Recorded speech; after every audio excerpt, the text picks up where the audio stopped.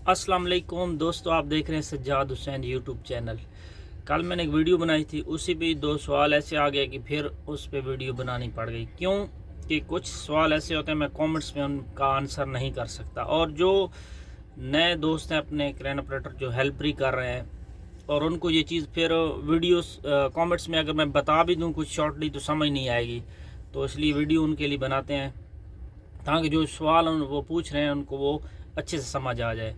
अच्छा, एक दोस्त ने सवाल पूछा है कि पहले एक ने पूछा है कि हुक एलिवेशन और हुक क्लीनेस पे थोड़ा आप वीडियो बनाएं उसके बारे में, तो ये इसको इस पे भी बताऊंगा। और दूसरा एक दोस्त ने सवाल पूछा है कि वो हेल्प ही कर रहा है मेरे ख्याल में कि उसका जो एक उस्ताद है, ऑपरेटर है, जो वो कभी कितने काउंटर वेट लगा लेता है, कभी कितने इट मीन कभी ज़्यादा लगा लेता है, कभी कम लगा लेता है, तो उसको समझ नहीं आती ये कभी ज़्यादा लगाता है ये कभी कम लगाता है, तो उस्ताद को कैसे पता चलता है कि कब और कितने काउंटर वेट लगाने हैं। तो ये दोनों सवालों पे मैं आज आपको समझाऊंगा और बताऊंगा। उम्मीद करता हूं कि आपको इंशाल्लाह समझ आ जाएगा। पहले सवाल, हुक एलिवेशन और हुक क्लीनेस जो हम आरामको में सवाल करते हैं, जो बुक में आते हैं, मैं वो उस पर वीडियो बनाऊंगा, लेकिन आज मैं आपको शॉर्टली समझा देता हूँ कि जो हमारी टिप हाइट होती है, टिप हाइट क्रेन में पुराने मॉडलों में टिप हाइट नहीं आती थी, लेकिन अभी जितने भी नए मॉडल आ रहे हैं उनमें टिप हाइट लाजमन आती है। कंप्यूटर में क्रेन अपनी टिप हाइट बता रही होती है। टिप हाइट होती है क्रेन का जो टॉप ऑफ द बूम होता है ना, जहाँ टॉप होता है, जहाँ हुक शुरू होती है, जहाँ से वहाँ से लेके ग्राउंड तक, ग्राउंड लेवल तक, जो ग्राउंड होता है ना, उसके दरमियानी फासले को टिप हाइट कहते हैं। ठीक है, अब टिप हाइट इसलिए इम्पोर्टेंट हो गई है, जैसे मैंने पिछली वीडियो में बताया भी था कि कुछ जगह पे लोड हाइट पे रखने होते हैं, तो टिप हाइट से हमें पता चल जाता है कि हमारे लोड की ऊंचाई कितनी है, फिर हमने स्लिंग कितने मीटर के यूज़ करने हैं, फिर कितनी हाइट पे जा के रखना है, तो क्या हम कितनी बूम लेंथ पे इसको रख सकते हैं। ये चीज़ें काउंट करने के लिए वो टिप हाइट बहुत ज़रूरी होती है और क्रेन टिप हाइट बता रही होती है। ठीक है, अब हुक एलिवेशन और क्लीनेस, आपकी जो हुक है ना, जो हुक जो अप डाउन हो रही होती है, मसलन आपकी जो टिप हाइट है वो है 40 मीटर की। ठीक है, 40 मीटर की, तो 40 मीटर की है। अगर आप जब हुक क्लीनेस चेक करेंगे ना कि जी 40 मीटर है आपकी टोटल टिप हाइट, ठीक है, तो टोटल मीटर 40 मीटर है, और उसमें जब सवाल आरामको के जो आते हैं ना, तो उसके बोलता है कि टिप हाइट बताता है टोटल 40 मीटर की।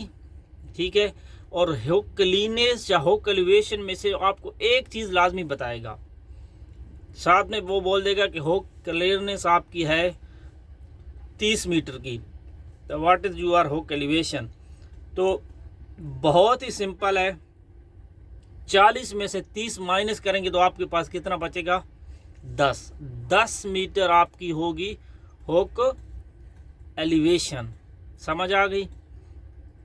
सिर्फ 40 में से 30 माइनस करेंगे तो पीछे क्या बचेगा, 10 आपकी होगी एलिवेशन। टोटल कितनी है, 40। समझो कोई भी इसी तरह अगर वो बोलता है कि 40 मीटर टोटल आपकी टिप हाइट है और हुक एलिवेशन आपकी 10 मीटर है, तो हुक एलिवेशन क्लीनेस कितनी होगी, हुक क्लीनेस आपकी होगी 30 मीटर। ठीक है, समझ आ गई।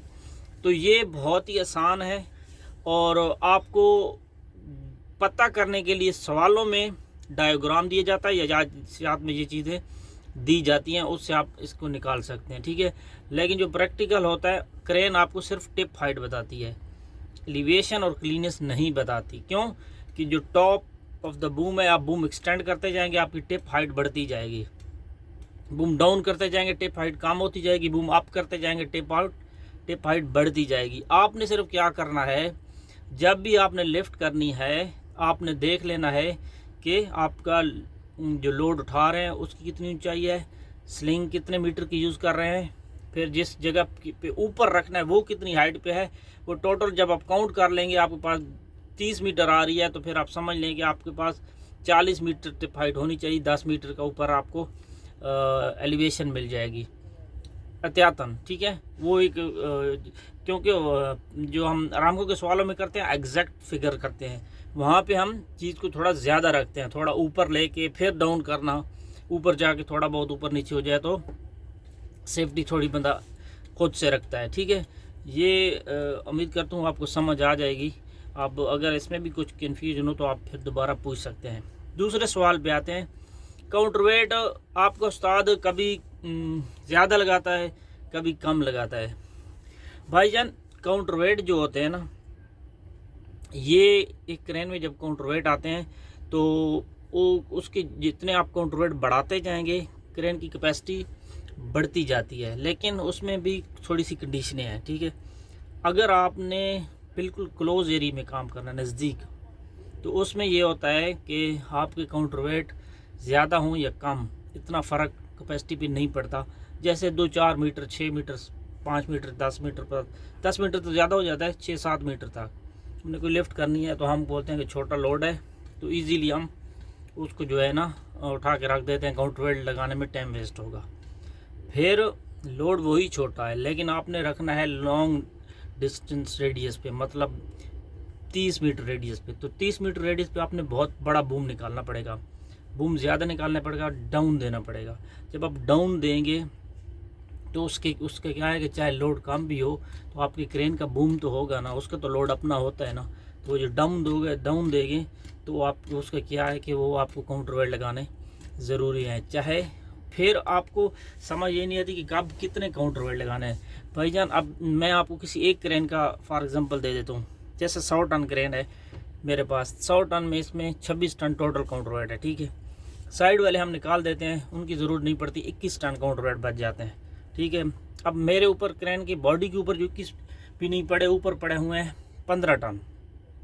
अब 15 टन मेरे पास ऊपर 2 पड़ी है। जब चाहूँ तो मैं 15 टन ही लगाऊंगा, नहीं तो 15 टन बॉडी के ऊपर पड़े रहेंगे, बॉडी के ऊपर पड़े रहेंगे, लेकिन क्रेन को पीछे से नहीं लगाऊंगा। तो वो हैं क्रेन के ऊपर ही, क्रेन मेरी कहीं नहीं जाएगी इंशाल्लाह। तो छोटा छोटा काम जो होगा मैं नज़दीक ये ज़्यादा रेडियस जो नहीं होगा तो मैं देखूंगा ये हल्का काम है तो काउंटरवेट लगाने की ज़रूरत नहीं है, सिर्फ बॉडी के ऊपर पड़े रहेंगे क्रेन के, जो ट्रक माउंटेड क्रेन है, ठीक है। तो मैं छोटा छोटा काम करता रहूँगा। जब मैं देखूँगा कि काम आ रहा है 10 टन 12 टन, 10 टन 12 टन, तो फिर लाजिम है मैं क्रेन के काउंटरवेट लगाऊंगा, वही 15 टन लगा लूँगा।